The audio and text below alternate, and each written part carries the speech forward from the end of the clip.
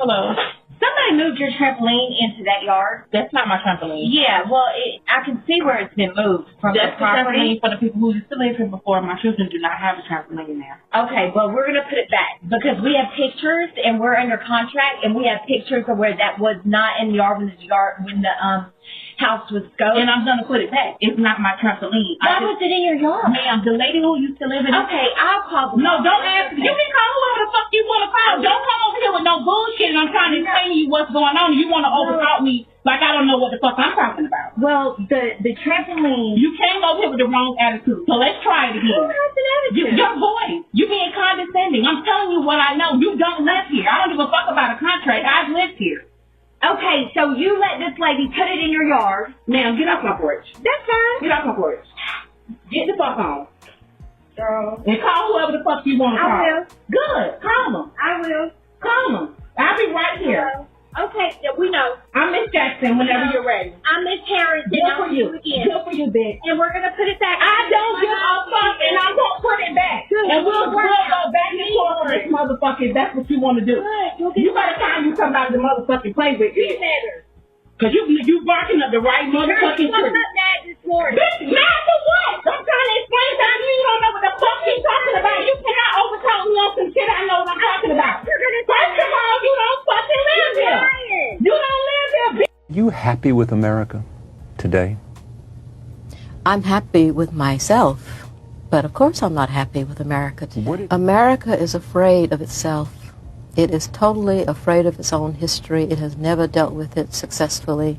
It really thinks it's something that it isn't. For instance, we think we are a democracy. We do. Yeah, I do. you do, don't you? I But do. that's because you're a white man. It's a democracy for you.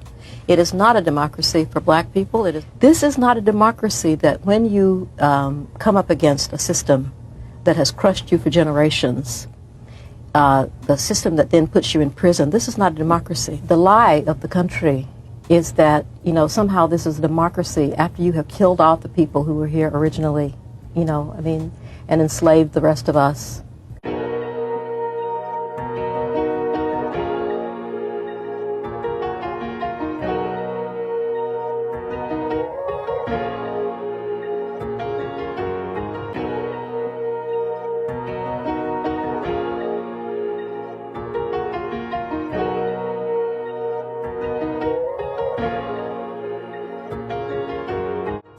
White people attempting to rebrand white rage by co-opting the term black fatigue as though it's a phenomena they actually experience but only recently found the language to talk about is both dystopianly weird and tragically on brand.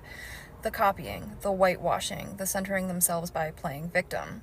But what's ironically telling about it is that the concept of racial battle fatigue is not new. It's been around for decades, and the term black fatigue has been used by black people for quite a while. Mary Frances Winters wrote a book that came out in 2020 titled Black Fatigue, and it describes the mental, emotional, and physical exhaustion that black people experience because of systemic racism. Now, notice how black people didn't call that white fatigue, because the purpose is not to assign blame in order to justify bad behavior. It is called black fatigue because it is a harm that black people experience, and so their focus is on addressing and combating that harm. Whereas when white people talk about experiencing black fatigue, they are not talking about a harm that they experience because of black people or anybody else. They are literally telling on their own inability to live in society with black people. And that's not new either. That's a pathology that has existed for hundreds of years, but call it what it is, white rage. You know what? I'm starting to be convinced they gave us the internet to start trouble. You understand what I'm saying? Like, for real. Okay? Because the internet be with the shit. I'm going to tell you, and I fall right into the trap, because I be with the shits too. You understand? Because let me tell you something. You done seen sinners? Now you got black fatigue. See, this is why we had to put out sinners. Let me tell you something.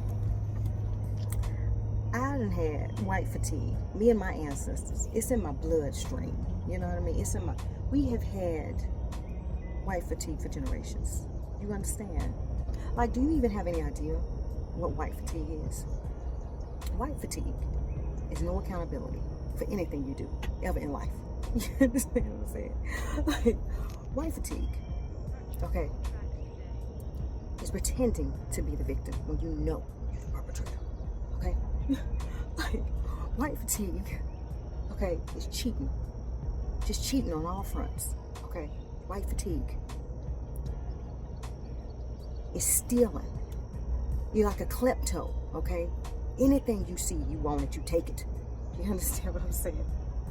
Like, white fatigue is rigging the system, okay, against everybody else. You understand what I'm saying?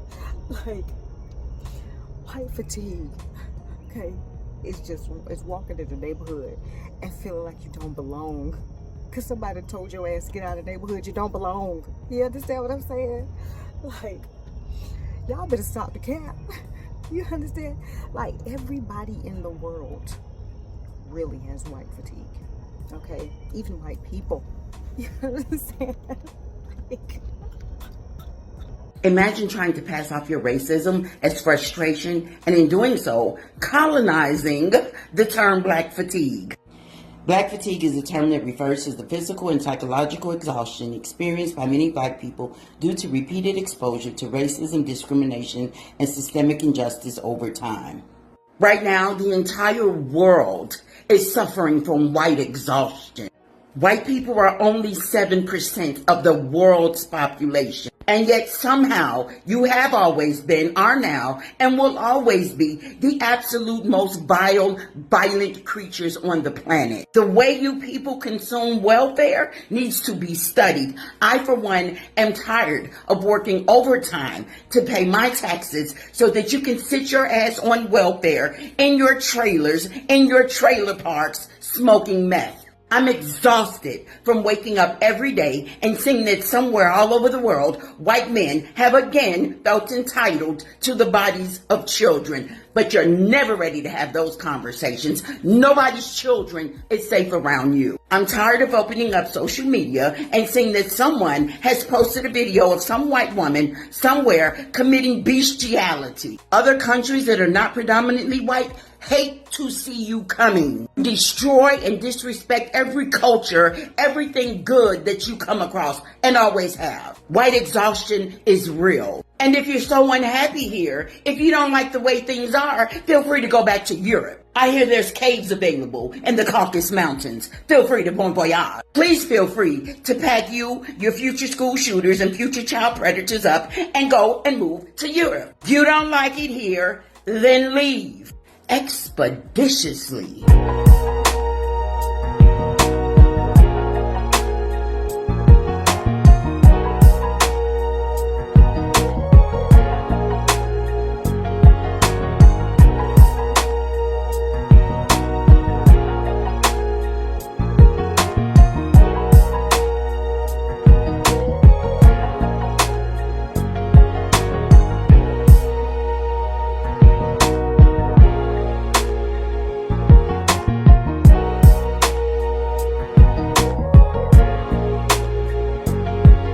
Do you know what today is? It's White History Wednesday. Hey! And for those of you who are new here, it's your girl Maya Lamise, and I made White History Wednesday specifically for the people who said, why do black people need a whole month to tell their history? And for that, I give you 52 days. Every Wednesday for an entire year, we will be telling white history. You ready to hear it? Here it go. Okay, so the first thing we're going to touch on, because last week we went on a lot of places, we talked about a lot of places with riots.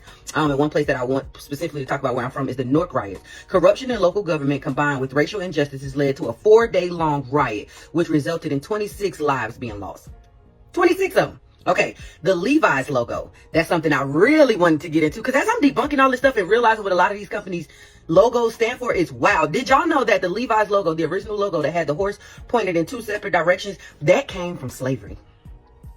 That came from slavery. So it had 2 horses facing the opposite direction, shows a method they used to take the lives of enslaved people. They would tie the person up and whip the horses to make them run in opposite directions, tearing the person apart. White History Wednesday. In 1946, Albert Einstein taught a class at Lincoln University, which was an HBCU in Pennsylvania, where he spoke against racial segregation. He stated that separation of the races is not a disease of the colored people. It is a disease of the Caucasian people. I do not intend to be quiet about it. And that came from Albert Einstein, okay? At least we had some people in our corner that was at least trying to speak out for us. Because we all know it ain't right. We may act like we think it's okay, but it's not.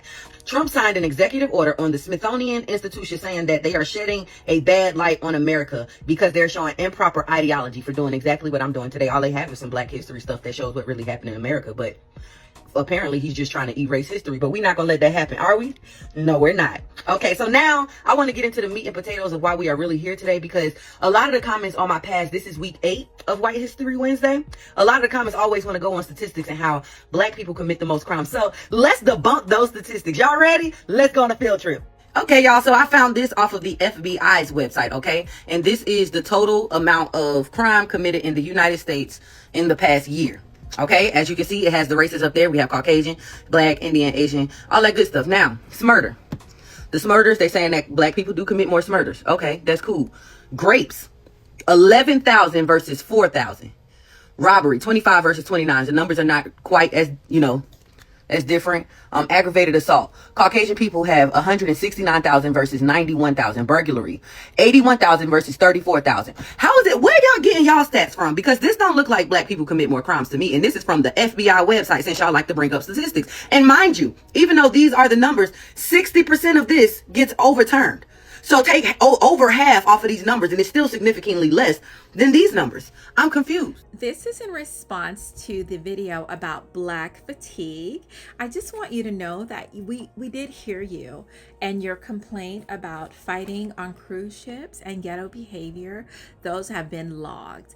And I appreciate you feeling like you can openly speak, because open dialogue is the first step in good communication. And so since we have open dialogue, I'd like to list some of our grievances for white people. And I guess we'll just call this white fatigue. All right, so you guys, white people, you are leading the pack when it comes to murders, domestic violence, pedophilia, school shootings, fraud, EBT usage, drug usage, serial killers, racism, and basically ruining the world. So maybe, just maybe, the call's coming from within the house. So I understand how a fight on a cruise ship could really interfere with your vacay, but maybe you want to address some of the issues within your own community. Yeah, maybe, so that we can send our kids to school without them worrying about being pew-pewed, right? So as a leader in the Black community, we are definitely on top of our issues. We're working on them. We're handling them. Can we count on you to do the same? We'd appreciate it. Thank you. Thanks for listening. Carry on. If you seriously believe the 13% of the population and 50% of the crime, you need to get fact-checked, and I'm about to do it to you. In 2016, white people committed 70% of the convicted crime, and Black people only committed 27%. Then in 2017, white people committed 68% of the reported crime, and Black people only committed 26% of it. And in 2024, white people committed 53% of the reported crime, while Black people only committed 25%. So this narrative on 13% of the population, 50% of the crime is wrong. You know who actually commits 50% of the crime? White people. But guess what stat Black people are 13% of the population and 50% in? Exonerations. When they're wrongly convicted, all you're doing by spreading this fake fact is allowing more people to profile and be racist towards Black people. What's the highest percentage of people who are victims of white people? Black people. And if you look at all the shootings, guess who are the shooters? White dudes.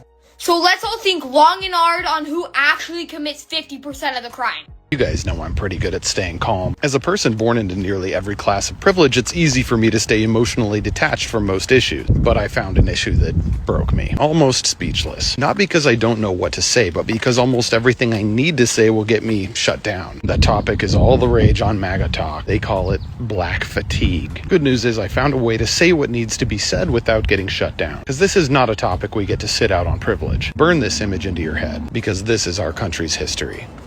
250 years where they were victims of crimes against humanity, followed by an 89-year period where they were technically classified as humans, so long as they didn't try to be a human in the same room as the ruling class. That was followed by this little green period. That's the period where Republicans blamed them for the consequences of the red and yellow periods, while at the same time celebrating building a post-racial society. And now that this is being pointed out, MAGA people have fatigue. Fatigue in their homes that live outside of the red line district. Fatigue as they go to the bank to deposit their inheritance checks. Fatigue as they get hired for director of sales at their family's century-old business right out of high school. The fact is, when it comes to quality of life, every single metric measuring health, wealth, and happiness proves that the world we've built creates cruel and intentional barriers for Black Americans. Barriers built into every system we have, from health to education to employment to justice. And until those systems are dismantled and rebuilt fairly, we don't get to be fatigued by the work.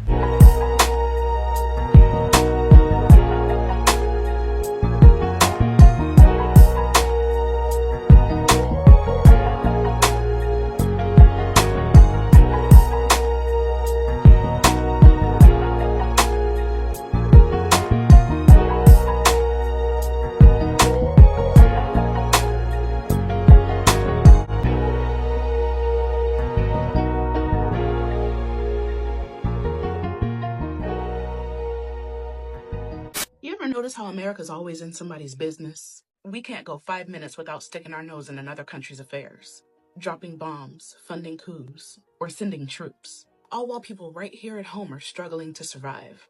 And the craziest part? We keep falling for the same excuse every single time. Let's be real, America doesn't fight for freedom. It fights for money. War is a business. And the US government? Well, they're the world's biggest arms dealer. Think about it. How do we always have trillions for war, but not enough for healthcare, housing, or education? How come when we ask for student loan relief, they tell us to work harder, but when war breaks out, they suddenly find billions overnight? It's because war isn't a last resort. It's a paycheck for the defense industry, the private security firms, and the politicians who get fat campaign checks from weapons manufacturers.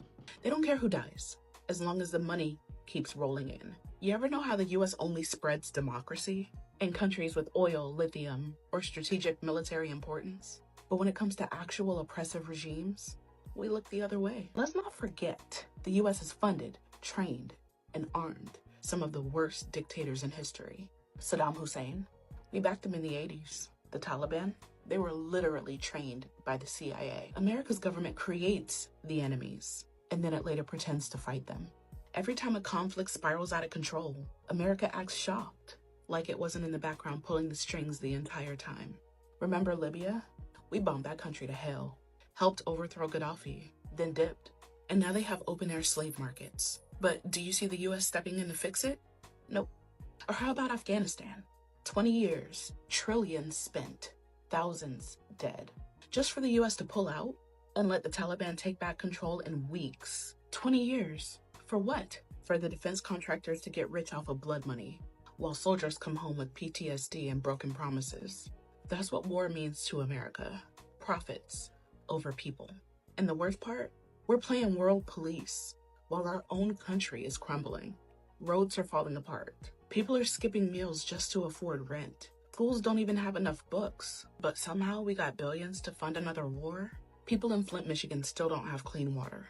Homelessness is skyrocketing. Mass unalivings are just part of the background noise now. They don't even report on all of them anymore. But instead of fixing these problems, our government is out here arming another foreign country for a war that we shouldn't even be in. America can't stay in its lane. As long as war keeps making rich people richer, we're gonna always be in somebody else's business. But the real question is, how long are we gonna let them keep telling us the same lies? How many lives have to be lost before we say enough?